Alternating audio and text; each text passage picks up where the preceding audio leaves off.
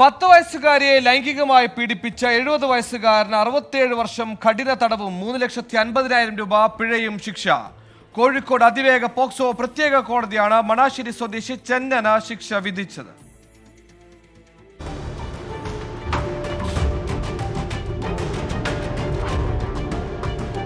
2016 മുതൽ 2018 വരെ പല ദിവസങ്ങളിലായി 10 വയസ്സുകാരിയെ വീട്ടിനകത്തും ആളൊഴിഞ്ഞ പറമ്പിൽ വെച്ചും ലൈംഗികമായി പീഡിപ്പിച്ച കേസിലാണ് വിധി.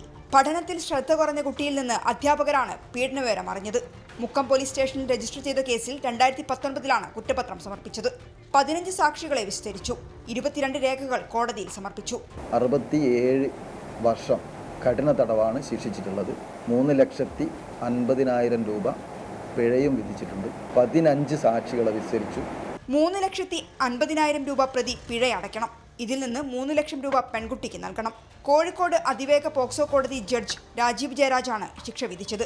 പ്രോസിക്യൂഷനു വേണ്ടി RN രഞ്ജിത്ത് ഹാജരായി. 24 കോഴിക്കോട്.